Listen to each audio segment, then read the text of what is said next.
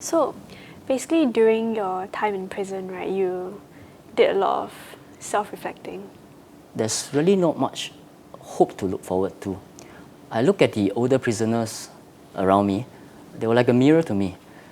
So this lifestyle, it would end up in inevitably maybe three things. You'll be in prison, you'll be dead, or you'll be on the run as a fugitive. So that caused me to really think about my life up to that stage and what I could do to change it. So that was the moment where I decided that I would dream and then I would become a lawyer.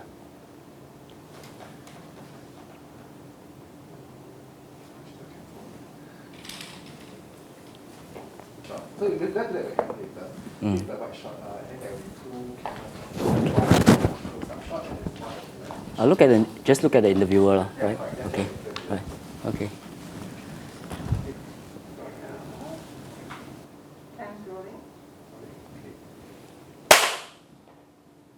So you got involved in a triad when you were only 14 That's correct. years old? Yeah. Yes. How did you get involved? I think as an only child, I needed a sense of belonging and identity, and I think a gang provided me that. So belonging to a bigger group gave me confidence, I guess. My neighborhood, it was infested with gang and drug activities. So from a young age, I actually looked up to the gang members in the neighborhood. They seem to have everything going for them, like as if their only job is to look cool. So yeah, I guess the environment plays a part. My own insecurities also played a part in my decision to join a gang ultimately. You mentioned a few of the crimes that you did, the petty crimes and drugs also. Can you tell me more about these crimes and maybe the more memorable ones that really stood out for you? Wouldn't say memorable, but my first offense was actually a robbery, armed robbery charge. That was when I was 18 years old. It is memorable in a sense because it started out with a drug deal went wrong. So I started smuggling drugs when I was 18 from across the causeway. I was involved in trafficking of drugs within Singapore. So there was a drug deal that went wrong, and someone actually set fire to my house. 2-3 a.m. in the morning, couldn't remember, I was high on drugs anyway. My mom woke me up, and then both of us, we were eventually rescued, went to the hospital. So when I woke up, I immediately knew who was the person who set fire to my house. I was very angry, called a friend, got weapons, and then went to a place to look for this person who had set fire to my house. We waited at the place for many hours until early in the morning. We were high on drugs and we ended up robbing somebody. You wanted to take revenge on the That's person, correct. but then you ended up robbing Yes. someone else. Yes. So you didn't end up taking revenge in the end, actually. I didn't manage to. After some years, you kind of just let it go. Right. I actually met this person in prison subsequently. We were actually in the same cell. We were actually allocated to the same cell. So we were What a actually living coincidence. together. Yes, such a coincidence. And I realized that we needed to do what we needed to do in a gang when things like that happen. So it's part and parcel of the lifestyle that I chose. So it's not really anybody's fault. I understand that you actually got into a fight with a fellow inmate and then that landed you in solitary Punishment cell, correct. confinement. Yeah. What happened then? It was a friend and we were both trafficking drugs. So you knew him before I knew him before prison? prison. He was caught by law enforcement, and he kind of like snitched on me, for want of a better word. So I met him in prison, full of anger. I took that as a betrayal, and so I got into a fight with him. And because of that, both of us were injured and we were sent to punishment cell, which was solitary confinement. Was this the only fight that you had in prison? No, it wasn't. But this I was said, the only one that landed you with this punishment? No, each fight or each Every fight? every lands you fight this and punishment? every offense in prison would land you in punishment cell.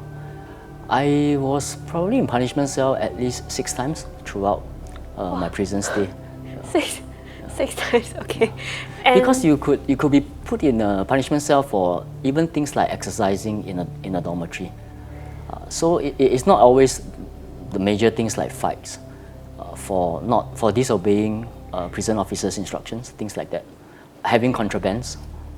But the length of time that you're inside varies according to To the the offense. severity? Correct. So what's the longest you've been inside? Probably 1 to 2 months.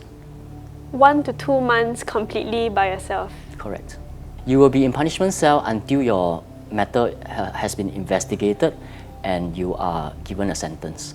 And that process took a bit longer for that particular instant. Yeah.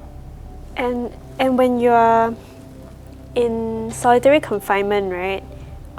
What is it like, you know, being completely alone with basically nothing else but yourself for weeks or even months on end? Your experience in a punishment cell also very much depends on your mentality.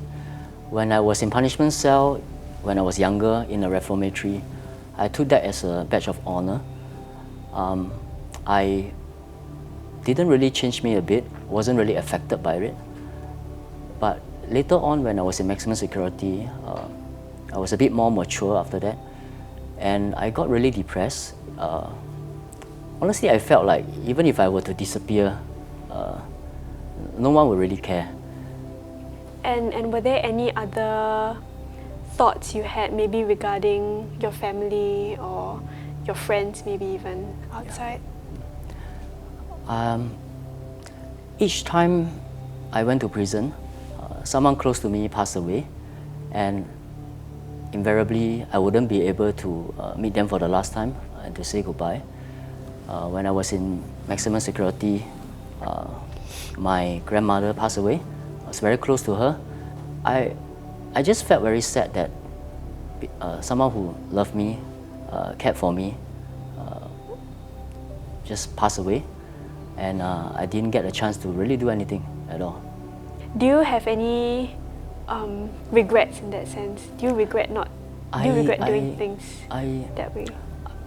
I regretted doing certain things, especially drugs trafficking, harm a lot of family, harm a lot of people and their family, actually. That's something that I regret up to today. But if you ask me whether I regret the prison experience, no, I'm actually grateful for the experience. Without that, I wouldn't be who I am today. Prison afforded me the time and space to really think about my life, to contemplate, to learn to be a mature person. Even simple things like dealing with another individual, living, coexisting with other people. I had a huge problem with it when I was younger, very abrasive, people didn't like me. So yeah, prison taught me how to be a person.